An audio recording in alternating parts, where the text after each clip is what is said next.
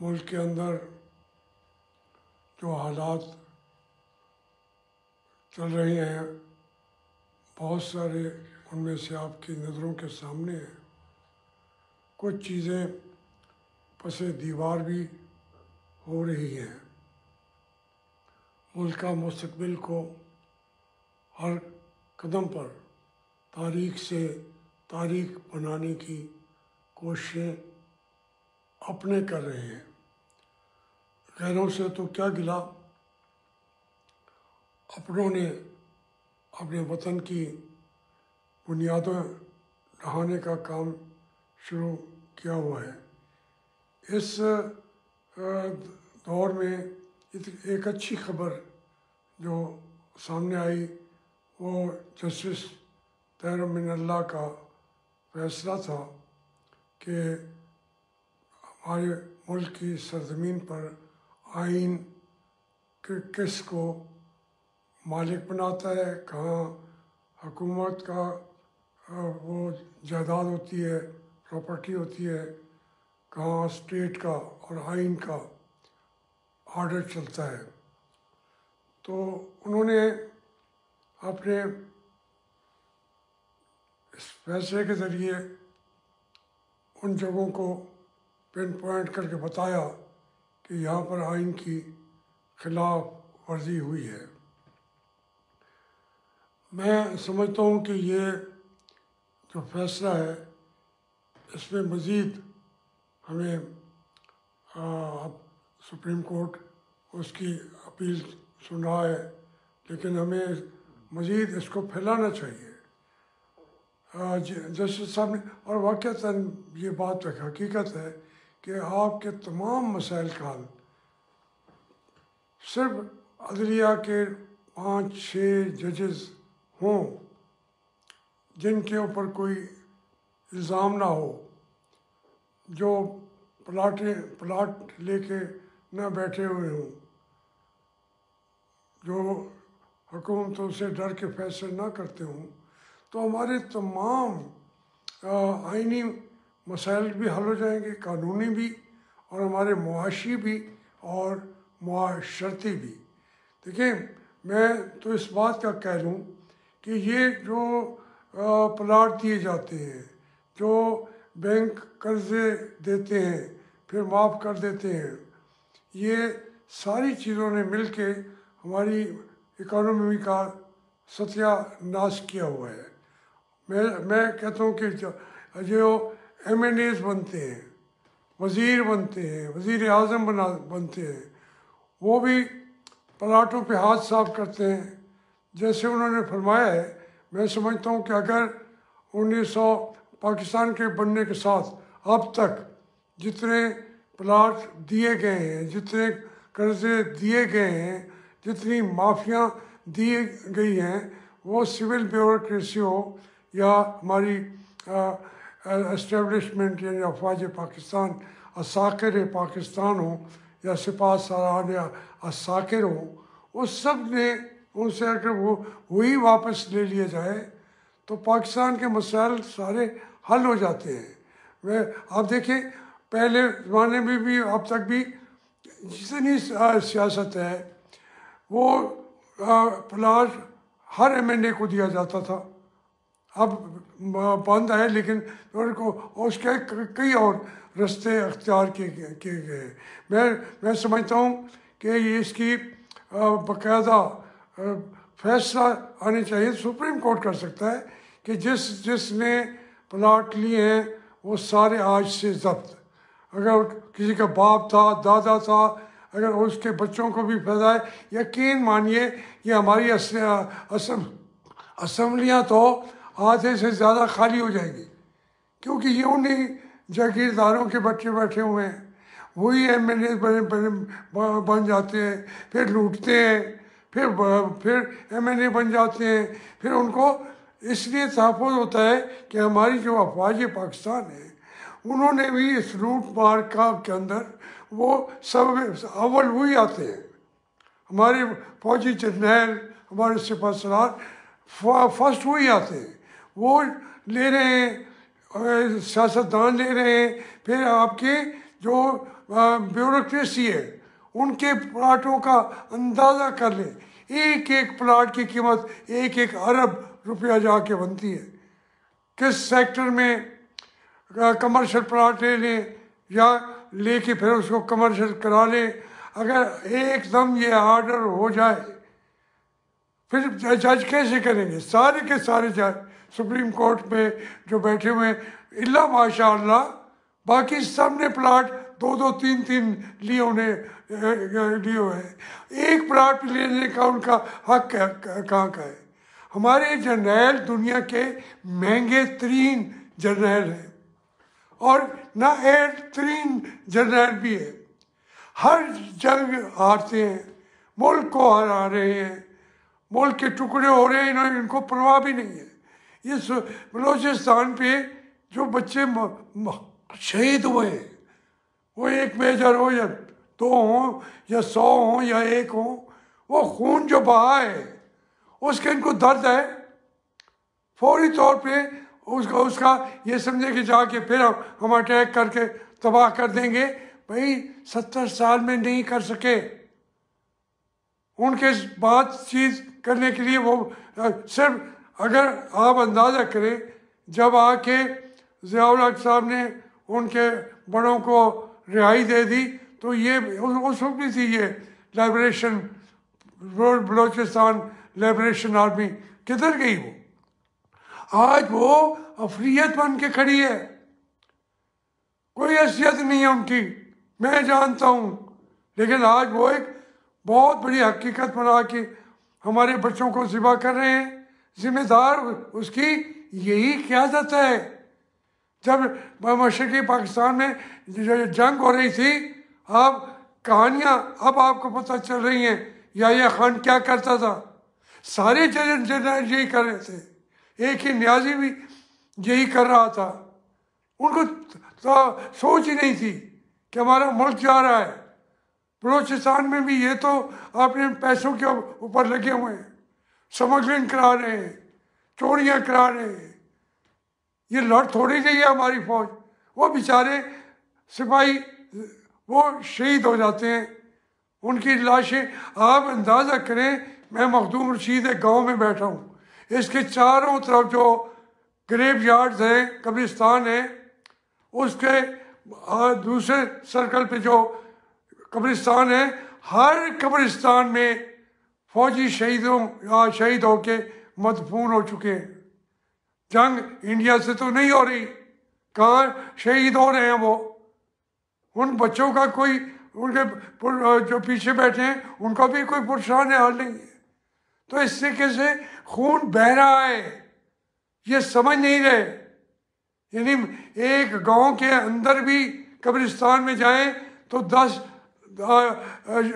शोधा की लाशें होगी, जो अभी 4, 5 या 10 साल के अंदर वो दफन हुए हैं। फिर और जिस कब्रिस्तान में जाएं, हम तो रोज़ जाते हैं, जनाजे पढ़ते हैं। तो इस तरीके से ये जो ऊपर बैठे हुए हैं, ये जर्नैल जो है, इन्होंने तबाह करके रख दिया है। इनकी अयाशियों का सारी कौम अजाब भुगत रही है। फिर जो MNA है, उनका काम लेजिस्लेशन है। क्यों लेते हैं प्लाट? जरूरत मैं 35 साल रहा हूँ वहाँ, मैं एक एक बंदे को जानता हूँ, एक एक वजीर को जानता हूँ, एक एक वजीर आजम को जानता हूँ, प्लाट लिए एक एक सदर को जानता हूँ। 10-10 प्लाट, 5-5 प्लाट को खुदा का ना खौफ करें। लोगों की सियासत जो है वजीर आला की या वजीर आजम की, मुल्क के प्लाट बेच के बंदे वो लीडर बन जाते हैं। ये सारी चीज़ों को आपने निकालना होगा तो पाकिस्तान चलेगा।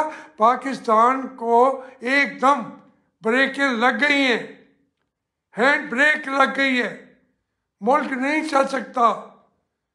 मैं अपने मुल्क को, मेरा तो यकीन इतना है कि अभी इमरान साहब गए हुए दौरे पे, मैं कहता हूँ हमारे जितने भी हम उनके साथ चाइना के साथ मामलात करें, चाइना के पास कोई रास्ता ही नहीं है। ये मैंने किताब में 20 साल पहले लिखा है। चाइना के पास रास्ता नहीं है, रूस के पास रास्ता नहीं है, ईरान के पास रास्ता नहीं है। अल्टीमेटली इंडिया को भी पाकिस्तान से सुलह करनी पड़ेगी। ये गवादर की वजह से भी और चीज़ों की वजह से भी, हमारे तोड़खम की वजह से भी, हमारे ईरान के ऊपर बॉर्डर्स के ऊपर, हमने ये तो इतना ताकतवर मुल्क है, जितना हमने इस मुल्क को जलील किया है, जितना इसका पासपोर्ट जलील हो रहा है, जिस तरीके से हमारे वज़ीर आज़म वो कशकोल लेके के दरवाजे पे फिर रहे हैं और अंदर आके पैसे सारे करप्शन में जा रहे हैं। आप सोचते नहीं है इतना कर्जा आया है डबल, तो उसका कोई पाकिस्तान के आम आदमी को फायदा पहुंचा है? नहीं पहुंचा, क्योंकि सारे माफिया के लोग साथ बैठे हुए, वजीर आजम के साथ भी हैं, सियासत के अंदर भी हैं, उनकी जायदादें बढ़ती जा रही हैं, कोई पीछे हटा नहीं। हमारा मेरा दल भी करता था, नौजवान था, कि मुझे अगर एक प्लाट मिल जाए इस्लामाबाद के अंदर, मेरा एक घर बन जाए, बहुत दिल चाहता था। तो वो क्यों मैंने नहीं लिया? इसीलिए कि आज बात कर सकूं, कौम को बताऊं कि ये सारे चोर हैं। जिसने प्लाट लिए हैं उनको उसके यहाँ एक दफ़ा आप सिर्फ एक 5 साल के लिए उन्हें नाअहल कर दें, चीख उठेंगे। फ्रंटियर के अंदर भी बैठे हुए मैं जानता हूँ उनको, KPK के अंदर भी, बलोचिस्तान के अंदर भी मसनूई वहाँ की आप असम्बलियाँ बनाते हैं, जो मसनूई असम्बली बन गई हुई है। मैं उनकी तौहीन नहीं करना चाहता। सेनेटर भी मसनूई, सूबाई असम्बलियाँ भी मसनूई, कौमी असम्बली भी मसनूई, तो वो क्या करेंगे आप? मैंने मसनूई असम्बली बनती देखी ढाका में, जो बासूल आदमी था महमूद अली कसूरी साहब, वो पीपल्स पार्टी के लोगों को वहाँ बैठ के लोगों को बुला रहे थे वहाँ पे पर कॉन्टिनेंटल में, PC में, और उनको कहते थे ये टिकट भी है, ये 2 लाख भी है, और जाके इलेक्शन लड़ो न लड़ो, डिक्लेयर हो चुके हो। सीटें पहले बांट ली उन्होंने, जबकि मुल्क टूट चुका था, हर एक को नजर आ रहा था, हमने अपनी आंखों से देखा। मगर हमारा बाअसूल सियासत भी जब इन हवालों में गिर जाता है तो वो वहाँ पे टिकटें बांट रहे थे।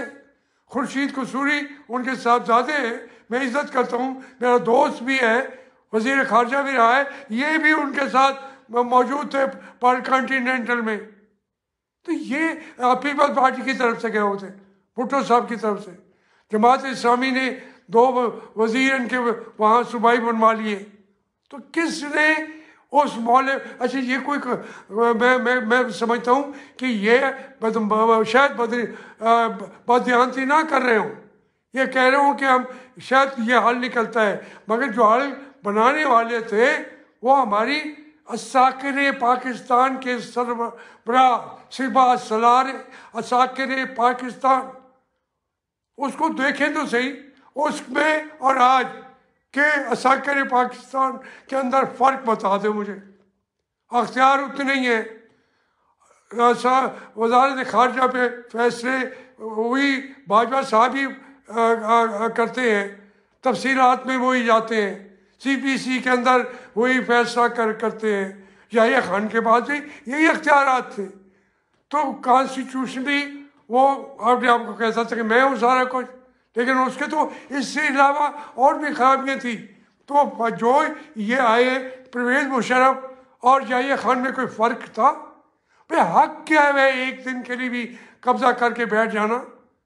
फलां ने गलती की थी, फलां ने गलती की, किसी एक का बता दे।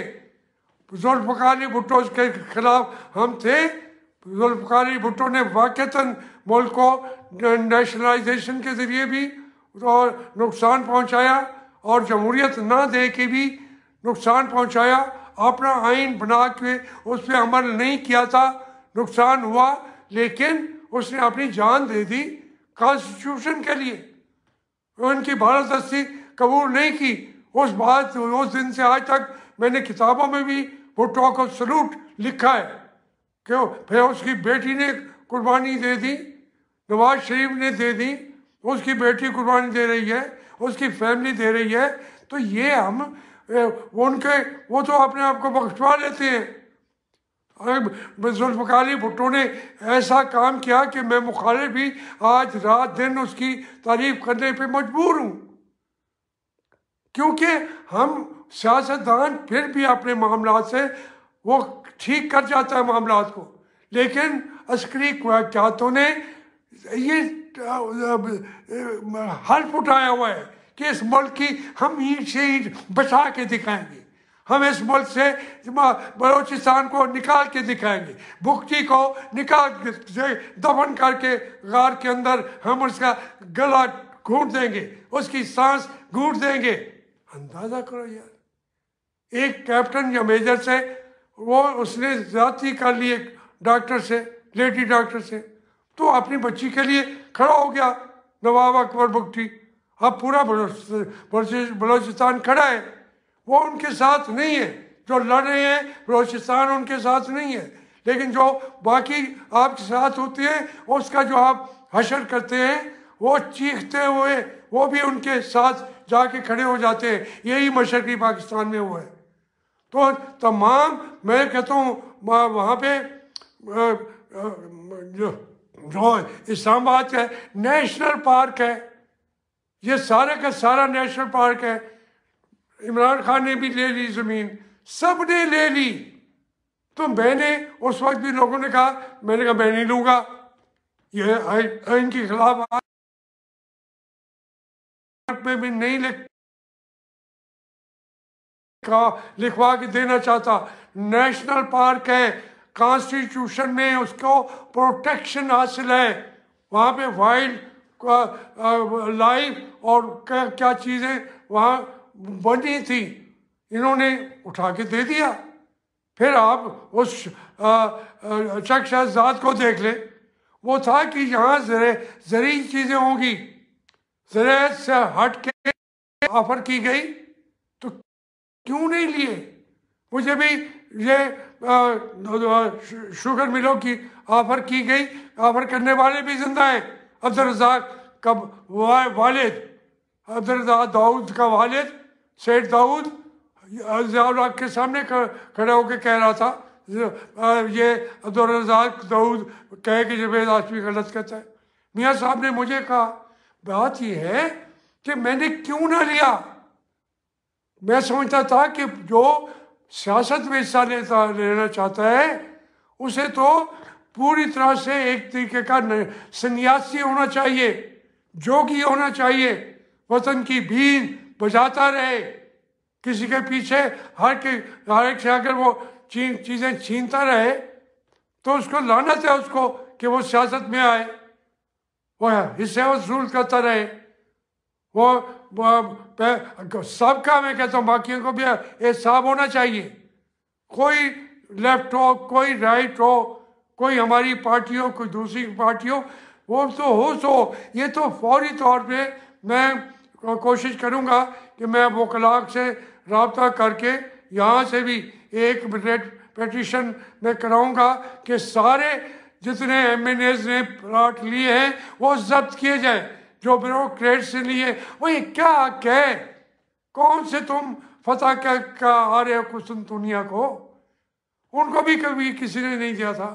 हजरत उमर ने वहाँ इराक के अंदर फौजियों ने मांगा रकबा, उन्होंने कहा नहीं, अगर मैं तुम्हें रकबा दे दूँ तो वो जो मकामी हैं जो गैर मुस्लिम हैं मैं उनका हक कैसे छीन लूँ, वो मफ्तू है, हमने उनको फतह किया है लेकिन ज़मीनें उन्हीं की है, ये कोई और करेगा? तो सारे रियासत मदीना की बात भी करता है। शर्मीना सबसे ज़्यादा बड़ा इसकी और कोई वजह नहीं है, इसके अंदर कुव्वत फैसला नहीं है, ये इस काबिल नहीं था, कुव्वत फैसला बिल्कुल नहीं है। दिन में 15 दफ़ा आप उससे कोई तब्दील कराना चाहे फैसले, वो जवानी की मार है, जवानी की मार है। जिस मुल्क का ये हाल हो जाए वो ये मुझे खौफ ज़रूर आता है कि ये किसी वक्त कोई हादसा ना हो जाए, लेकिन मुझे यकीन है कि ये तमाम ममालिक जो हैं उनकी मुआशी ज़रूरतें यही हैं कि वो अपना ब्लॉक बनाएं। इसके बगैर वो खा एक दूसरे से नाराज़ हों, रूठें, माने, नुकसान पहुँचाएँ, लेकिन ये ब्लॉक बनना ही बनना है। और उसमें कभी चाइना में हो जाता है, कभी रूस में बैठ के वो बात कर लेते हैं। हमारे मसाइल हल होंगे, मगर इस वक्त कौम के साथ जो कुछ कर दिया है, इसकी नाअहली ने, इसकी ना आकिबत अंदेशाना पॉलिसियों की वजह से, सियासी पॉलिसियों की वजह से, और हमारी आर्मी का अपनी ताकत ऊपर, अपने इक़्तिदार को अपनी एक्सटेंशन पे, अपने प्लाटों पे, अपने DHS पे वो बैठे हैं। मज़े, जो रिटायर्ड हैं वो सबसे ज़्यादा मज़े में हैं। भाई इतनी तनख्वाहें, इतनी पेंशनें, जो जज हैं वो भी मज़े में ले रहे हैं। मैं तो हैरान हूँ कि नसूरुल्लाह ने ये फैसला कर कैसे दिया, लेकिन खुश भी बहुत हूँ। बेशक कोई इसको अच्छा कहे, जैसे मैं समझता हूँ यही फैसला सियासतदानों ने भी लूटा है, जो उन्होंने प्लाट लिए उनसे प्लाट छीने जाएं, और जो नहीं देता उसकी फौरी तौर पर उनके ऊपर पाबंदी लगा दी जाए कि वो पाकिस्तान की सियासत में इलेक्शन भी नहीं लड़ सकते। ये अगर रिफॉर्म्स की बात करते हैं, ये इमरान खान के बस की बात नहीं है। वो तो छोटा सा, मैं उसको जानता हूँ, उसके पल्ले है क्या, हकीकत ये है। वो बेचारा, मैंने इसीलिए छोड़ दिया था, वो बिल्कुल ही लाइलाग हो गया था। तो मैंने कहा ये तो तबाही कर देगा। जब मुझे समझ आई ये तबाही के अलावा कोई और पैगाम इसके पास है ही नहीं, तो मैंने अपना करियर, लोग कहते हैं, ख़राब कर लिया, इस्तीफ़ा दे दिया। और भैया इस्तीफ़ा के अलावा आज अभी ये मेरा साथ क्या क्या है, मैं अगली प्रेस कॉन्फ्रेंस जाके करूँगा उन खंडरात पर जो हमारे 8 करोड़ के जो कंट्रोल शेड थे, वो आप उसके खंडरात देख के परेशान हो जाएंगे कि ये तो कोई मदाइन का इलाका है, ये तो मोहिंजोदारो का इलाका है, ये तो हड़प्पा का इलाका है। इस तरह के मेरे साथ इन्होंने की है। एक सिर्फ ये जो शादी हाल था, ये था, वो पूरी तरह खुल, लेकिन बैंक में से 50 लाख उठा के चले गए, जस्टिफिकेशन ही नहीं देते। तो मैं इसके ऊपर रोम बार बार आपको सुनाऊंगा तो लगेगा कि इसको क्या परेशानी है। ये तो भाई मैं बोला ही नहीं, आप लोगों को नहीं बताया, अब बता रहा हूँ कि वहाँ बैठ के मैं प्रेस कॉन्फ्रेंस करूँगा कि क्या क्या इन्होंने मेरे साथ। वो नहीं आती टीवी पे, ना आए, मुझे यही जो आपको बात करने का मौका मिलता है, मेरे का कम से कम वसाइल में मैं आप लोगों तक पहुँचता हूँ। कभी करोड़ आदमी तक वही मैसेज पहुँच जाता है, कभी 10 लाख तक पहुँच जाता है, कभी 5 लाख तक मुझे गालियाँ भी पड़ जाती हैं, अप्रिशिएट भी किया जाता है, तो मैं उसकी तो मुझे परवाह भी नहीं है। मैंने ये जंग जो है आपने इसके तमाम मराइल पे आप अंदाज़ा करें ना, जिसका फालिज हुआ, ज़बान पे भी फालिज था। अल्लाह ताला ने मुझे ज़बान वापस जो दी है, फालिज से मैं क्यों हो गया हूँ। मेरी ताकत थी, कितने लोग इस तरीके 12 साल हो गए मेरे फालिज को, और मैं ठीक ठाक होके बैठा आपसे बातें कर रहा हूँ। आपके कान जो है मेरी आवाज़ों से मानूस हो चुके हैं, पता नहीं कुछ को नामानूस भी लगेंगे। तो इसके बावजूद मैं अपनी आवाज़ के साथ इंशाल्लाह आखिरी सांस तक ये जंग लड़ूंगा। मैं उन जर्नलों को जिन्हें लूटा है, और रिटायर्ड जर्नलों को, वो आके बैठ जाते हैं हमारी, यानी अंदाज़ा करें सियासत के मसाइल वो हल कर रहे हैं और डिफेंड कर रहे हैं। जो मुंह काला किया है उन्होंने, अपना भी, पूरे मुल्क का भी शर्म नहीं आती उनको। या उन जंगों में हार के आए बैठे, और हमें बैठ के रोज़ाना शाम को वो आके लेक्चर देते हैं। कहाँ से अब ये सलाहियतें होंगी? सियासतदान भी वो हैं, जोग्राफिया दान भी वही हैं, वही हमारे साइंसदान भी वही हैं, ज़राअत के माहिर भी वही हैं। तो फिर हमारे आईनी मसाइल का हल का मामला भी वो भी उन्हीं की गुट्ठी में है। अब हमें आप निकालना चाहते हैं, हमें निकाल दें, टीवी से तो निकाल दिया, उनको बिठाया हुआ है। अंदाज़ा करें वो है, और उसका कभी मुंह उनका देखा करें, वो आईनी माहिरीन है, वो दिफाई माहिरीन लिखा हुआ होता है, क्योंकि चैनल की मजबूरी है। जो वो कहते हैं हमारे चैनल बेचारे, ये शकील रहमान का 2-3 दफा रगड़ा लगा टिका के, अब उसके हक में हो गया है। लेकिन तमाम लोगों को खरीद के, पकड़ के, डरा के, खौफ की फजा के अंदर, अगर आप समझते हैं इस तरह मुल्क के मसाइल हल हो गए हैं, नहीं हुए हैं।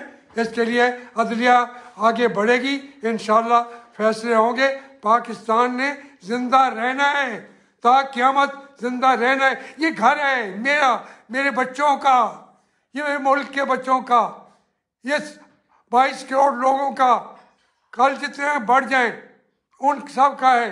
इसलिए मैं आपसे इजाज़त चाहता हूँ ये कहते हुए कि इंशाअल्लाह मैं इन जर्नैलों को, लुटेरे जर्नैलों को छोड़ूंगा नहीं छोड़ूंगा।